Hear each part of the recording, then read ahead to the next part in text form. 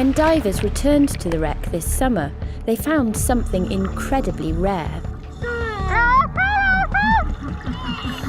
They had found a human skeleton that's been buried under pottery shards and sand for 2 millennia. The Antikythera shipwreck is often called the Titanic of the ancient world, a disaster that swallowed treasures and men in a single violent night 2,000 years ago. For decades, divers risked their lives to bring its secrets to the surface. But in 2025, a team reached a sealed corner of the wreck no one had ever touched. What they uncovered inside did not just shock them, it left them shaken forever. Terror on the high seas. Underwater, just off the Greek island of Antikythera, lie the remains of a merchant vessel that sank 2,000 years ago. The storm came without warning. One moment the sea was restless but steady. The next it rose up with a violence no sailor could control. The Antikythera ship, a massive Roman merchant vessel over 30 meters long, was already heavy with treasures from Greece and the eastern Mediterranean. Its holds were stacked with marble statues, bronze figures, amphorae filled with Chios wine, and delicate glassware. They were treasures meant for Rome's most powerful families. Some believe they were meant for Caesar himself. But on this night, those treasures became deadly. As the vessel fought through the waters near Antikythera around 60 to 70 BCE, the Mediterranean unleashed its full fury. Autumn storms here were sudden and brutal, and this one came like a hammer. Waves higher than the mast slammed into the ship. The hull shuddered. Are the first to board the Byzantine for more than 1,000 years. The vessel pitched from side to side. Sailors shouted over the chaos, but their voices were drowned by thunder and the roar of crashing water.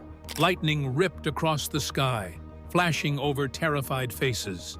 Inside the cargo hold, statues weighing hundreds of kilograms shifted with each violent roll. Men screamed as marble torsos toppled onto them. Bronze horses, meant to decorate villas, slid like giant weapons across the deck, crushing anything in their path. The ship itself began to give way. The wooden planks groaned, then split. Cold seawater burst through, flooding the lower decks and sweeping across the legs of the crew. Amphorae smashed against the walls, spilling wine that mixed with seawater and blood. Panic spread. Some sailors scrambled up the rigging, clinging to ropes slick with rain, praying the masts would hold. Others rushed to lower the lifeboats, but the sea destroyed them before they touched the water. Men were thrown overboard, their armor and soaked clothing dragging them down like stones. The storm gave no chance for order. Every effort to save the ship was met with chaos and screams. The vessel tilted hard to one side. Statues rolled like boulders. The weight of marble and bronze pulled the ship deeper into the water. Some men were trapped below deck as seawater roared through the collapsing hull. Their screams ended as the dark water swallowed them. Others were dragged down with the wreckage, their last moments filled with terror, salt, and the crushing silence of the deep. It was over in minutes. The ship, its cargo, and dozens of men vanished into the sea. Yet, in 2025, divers would open a sealed corner of that wreck, untouched since that disastrous night. And what they found inside stunned them. Merchant ship is the subject of a perilous dive to retrieve an ancient amphora from among its timbers. But before that, there was a long silence. The long silence, a tomb erased by time. The Antikythera ship did not just sink, it vanished. One violent storm near the island was all it took to erase an entire vessel from human memory. No survivors returned to tell the tale. No records were left behind to explain what had happened. That is what makes the silence so disturbing. For nearly 2,000 years, no one even knew this disaster had taken place. The wreck lay just off the island, yet it might as well have been on another planet. The seafloor slowly covered the remains with sand, stone, and coral. The treasures aboard were buried deeper with every passing year. Families knew something was wrong. The ship never arrived. The merchants who had invested in its cargo never saw their goods again. Wives, children, and parents were left with only questions. But in the 1st century BCE, the sea often claimed ships. Storms were common, pirates prowled the waters, and records were unreliable. When vessels failed to arrive, people assumed they had been lost somewhere out at sea. Without survivors, no one could know the location or the cause. That's a feeling you can't really, describe. And big beam in the bow. The Antikythera Wreck became just another disappearance in a time when the sea regularly swallowed lives. This is why no one searched. There was no direction, no last message, no debris field. The silence was not only physical, but cruelly emotional. Families mourned without bodies to bury.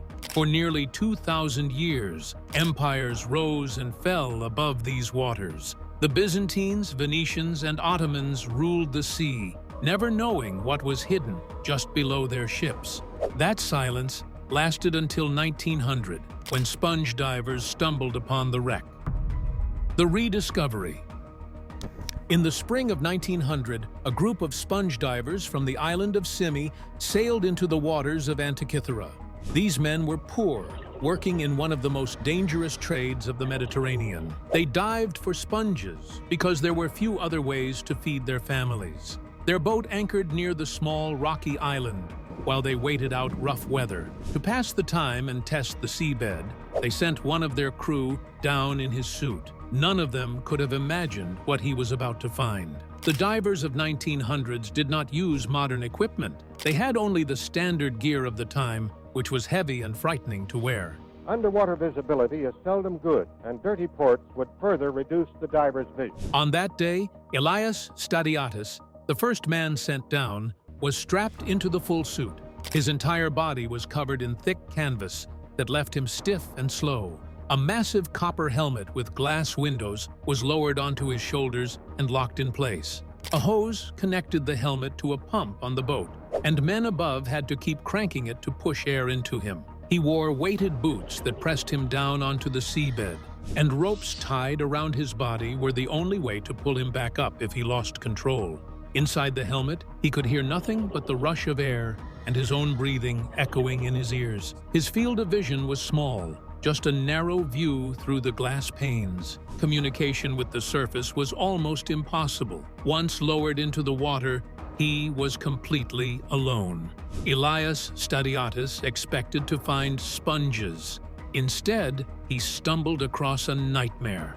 At a depth of about 50 meters, he found himself surrounded by what looked like human remains. He saw arms reaching out of the sand, legs twisted unnaturally, and torsos scattered across the seabed. Faces stared back at him, lifeless and pale under layers of shells and algae. It looked like a heap of bloated corpses frozen in time.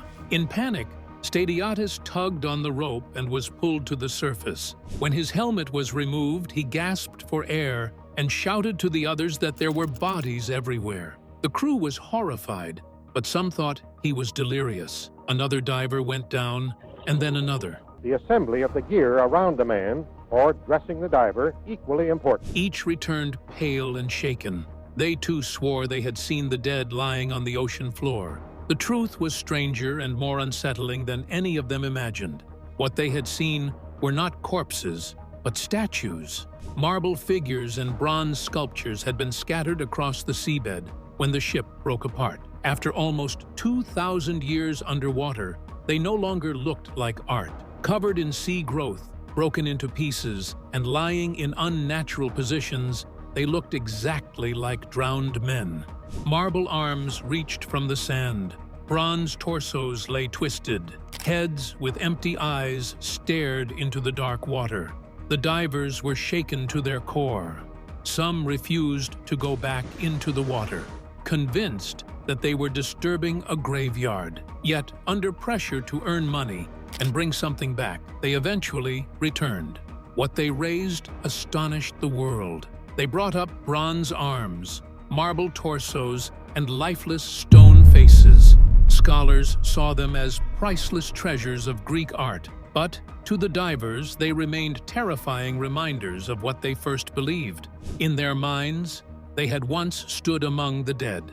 This rediscovery came at a terrible cost. The wreck was not only dangerous in antiquity, it would soon claim lives again in the modern era. Accursed wreck. The discovery of the wreck in 1900s created excitement across Greece. The government quickly authorized salvage operations, but the work that followed in 1901 proved to be as dangerous as the wreck itself. Divers were sent back down again and again, ordered to pull statues and fragments from a depth of nearly 50 meters. At that time, diving to such depths with the limited technology available was a gamble with death. Each man wore the same heavy canvas suit and copper helmet that Elias Stadiatis had used when he first spotted the wreck. Air was pumped into their helmets from the surface by hand, which meant any mistake or delay could suffocate them in minutes. Weighted boots pressed them into the seabed, making it impossible to surface quickly if something went wrong. At 50 meters down, the pressure on their bodies was extreme, and no one truly understood how dangerous it was to stay at that depth for long periods of time. The divers were pushed hard. The salvage mission wanted results. Day after day, men walked across the seabed, struggling to free marble statues that were half buried in rock and coral. They hauled up bronze figures, twisted metal, and broken cargo. The more they worked, the greater the risks became. Soon, the price was paid. One diver never made it back alive. He had been sent down again and again, working longer than his body could endure at nearly 50 meters below. Down there, the weight of the sea crushed every part of him. When the signal came to pull him up, the crew obeyed, but as soon as his helmet was lifted clear of the water, they knew something was wrong. His body went limp, his lips turned blue. The pressure had destroyed him from the inside. Men shouted his name, but there was no answer. His death was not quiet. It was sudden, violent, and final. He had gone into the water as a healthy man, and he came back as a corpse. The others watched in silence, shaken, but still expected to keep working. Then it struck again. 2 more divers were brought up after long shifts in the wreck. At first, they seemed dazed, but within minutes, their bodies twisted in agony. They began to scream, their arms and legs seizing in pain so sharp they could not even breathe properly. The men on deck had no way to help them. They did not understand what was happening. What they were seeing was decompression sickness, a condition the divers called the bends. Nitrogen was bubbling through their blood and attacking their spine, tearing them apart from the inside. The screams went on for hours. Their joints locked so hard that their limbs curled in unnatural positions. Their eyes rolled back, and they begged for the pain to stop. By the end of that day, neither man could walk. Days later, both were fully paralyzed from the waist down. They had been strong islanders who lived by the sea, men who carried the weight of families on their shoulders. Now they were broken, left to spend the rest of their lives as reminders of what the wreck could do. This was when the site earned its reputation as cursed. It had drowned sailors in antiquity, and now it was killing and crippling the men trying to raise its treasures. Divers whispered that the wreck did not want to be disturbed. Some even described the feeling of being watched as they moved among the broken statues. What made the danger even more chilling was that the wreck seemed to hide parts of itself. Sediment and rocks covered entire sections, trapping objects and sealing off corners of the ship. Divers retrieved statues and fragments, but large areas remained untouched, as if the sea had locked them away.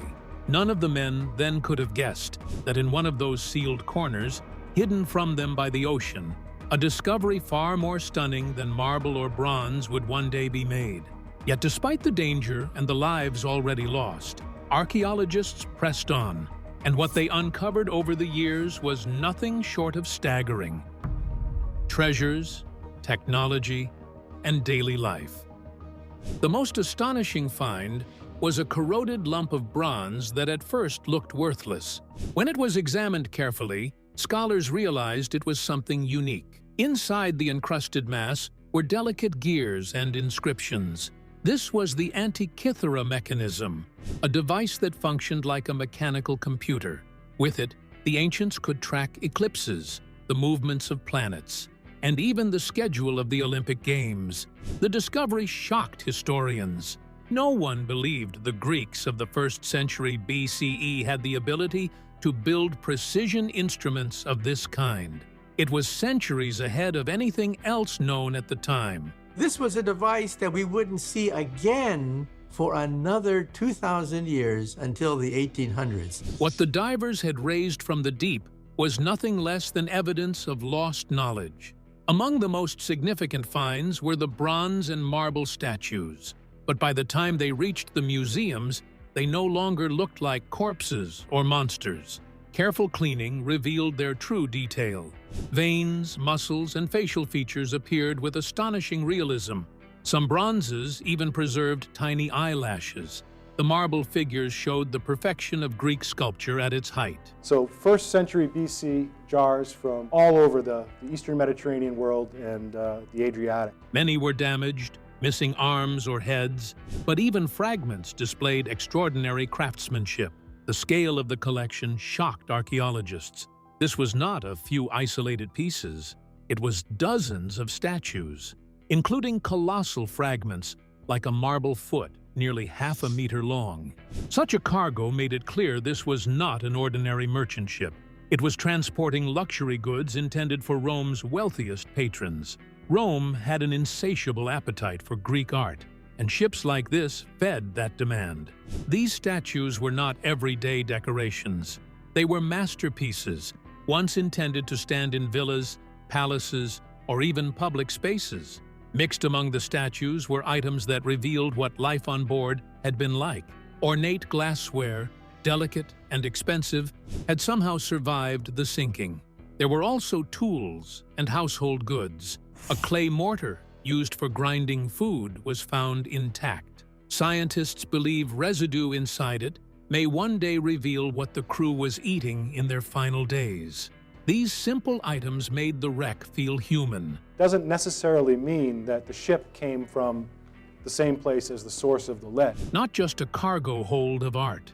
They reminded researchers that this was also a ship where men lived, worked, and ate before they died in terror. But even these wonders paled in comparison to what modern archaeologists uncovered when they dared to recover the ship itself. Raising the ship's hull. In 2025, a joint team of Greek and international archaeologists launched an expedition that would mark one of the most important moments in maritime history. Unlike earlier efforts that relied mainly on human divers, this mission was equipped with the most advanced technology available. The team brought remotely operated vehicles, or ROVs, which could descend to the wreck and send back live video. They also carried underwater 3D mapping systems that could scan the site in extreme detail, building a digital model of the wreck on their computers above. To move sediment without causing damage, they used suction dredges, devices that worked like underwater vacuums, but allowed them to control exactly what was being lifted away. With these tools, the team aimed to do more than collect artifacts. They wanted to understand the ship itself. The Antikythera Wreck had been known for more than a century, but until 2025, no one had ever managed to raise a large, intact section of the hull. Previous dives had brought up statues, amphorae, and fragments of cargo, but the structure of the ship had always remained buried and broken. The wooden planks that once held the vessel together had been preserved only in pockets of sediment, and attempts to recover them in earlier years had failed. This time, the archaeologists were determined to succeed. The operation began with careful mapping of the site. The ROVs swept across the seabed, scanning every angle and creating a precise 3D model of the wreck. This allowed the team to identify an area where a large section of hull planking had survived under layers of sand and rock. Once identified, divers went down stage by stage to prepare the site. First, they cleared loose debris around the edges. Then the suction dredges were used to remove sand, one thin layer at a time.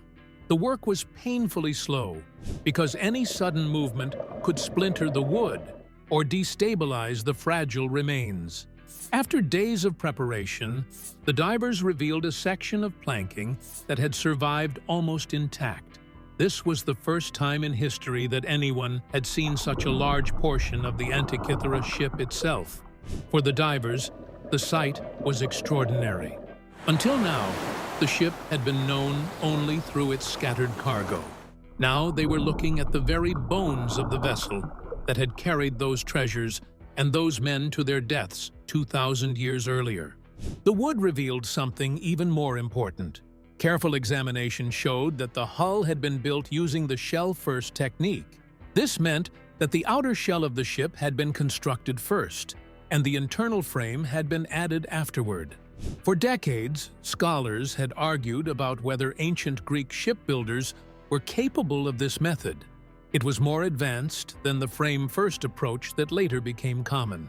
The discovery in 2025 proved that Greek shipbuilding was far ahead of what most historians had believed. The recovery of the hull was not simple. Divers had to work slowly and carefully, drilling support points and attaching lifting equipment without cracking the fragile planks. Every move was calculated. Too much pressure in one spot, and the wood could snap into pieces. Too little support, and the entire structure could collapse as soon as it was moved. Teams of divers and engineers worked side by side, checking every inch before signaling for the lift to begin. When the section finally rose from the seabed, the atmosphere on the support ship above was tense. The divers and archaeologists watched in silence as the planks emerged from the water, dripping and fragile, but still whole. For them, it was like raising a ghost. They were not just lifting cargo. They were bringing back the body of the ship itself. The significance was enormous. Maritime archaeology had often focused on artifacts, but here was the chance to study the structure of an ancient vessel almost directly. Now, there was the possibility of reconstructing the entire ship, from its design to its construction techniques, and finally understanding how a vessel of this scale operated in the 1st century BCE. It meant the story of the Antikythera ship could now be told in full, not only through its cargo, but also through the very materials that had once kept it afloat. Yet for all the excitement, there was an unsettling feeling that hung over the team. The wreck did not give up its secrets easily. Entire sections remained sealed by sand and debris. The divers knew they had uncovered something historic, but they also knew that other corners of the wreck were still hidden. In one of those sealed places, untouched by time, they would soon make a discovery that stunned them far more than wood or planks ever could. The sealed corner. When the 2025 team finished raising the section of the hull, they turned their attention to another part of the wreck. This area had been sealed under sediment and rock for centuries. Divers called it a corner of the ship, though in truth, it was a natural pocket created when the hull collapsed and trapped debris inside.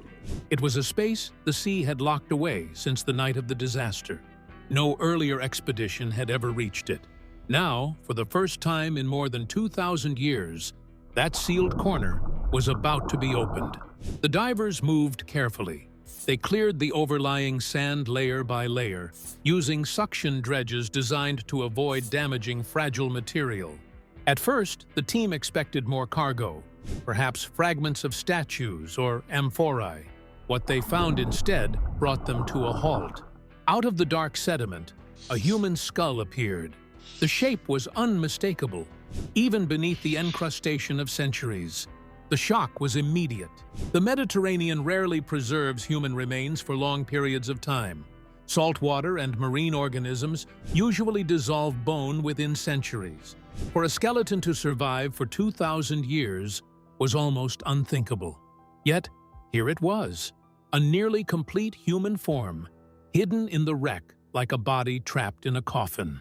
The divers slowly uncovered more. Ribs, teeth, and the bones of limbs began to emerge. There are at least 4 individuals represented by skeletal remains and teeth coming from this shipwreck. It was clear this was not a partial find. This was a man who had died as the ship went down, sealed in that corner of the wreck and protected by the debris that entombed him. The team was shaken. They were no longer dealing with objects. They were face to face with the human cost of the Antikythera tragedy. Archaeologists remembered that in earlier excavations, a cup had been recovered from the site. Scratched into its surface was a name, Pamphylos. It was a simple mark, made in casual handwriting, most likely carved before the voyage began. It was not a desperate message, but an everyday act of ownership. A man had wanted to keep his cup from being taken by another, so he wrote his name on it. Now, centuries later, that small act may have given the skeleton an identity. The possibility was haunting. The man sealed in the wreck could have been Pamphylos. He had boarded the ship alive, never knowing he would not survive the journey. The discovery was devastating because it forced the divers to imagine his final moments. Pamphylos may have been below deck when the storm struck. As the hull cracked and water rushed in, he could have been trapped by falling cargo or crushed by collapsing planks. The sealed corner became his coffin. While statues and wine amphorae floated free, he remained pinned and buried as the ship went down. His last sight would have been darkness. His last breath would have been salt water. The team knew that DNA analysis might reveal his ancestry, his health, even his diet. It was possible that somewhere in the modern world, living descendants could be linked to him. But in that moment, none of the science mattered. What stunned the divers most was not what could be learned, but what was felt. They were standing inside a man's tomb. They had disturbed the silence of his death. Pamphylos was no longer just a name on a cup. He was a human being whose story had been erased by the sea, only to return centuries later in the most chilling way imaginable. The Antikythera Wreck had always been known for its treasures and its mysteries, but in 2025, it became something else. It became the grave of a man who had once lived, breathed, and died in terror on the night the ship went down. What do you think about Discovery? Comment down below.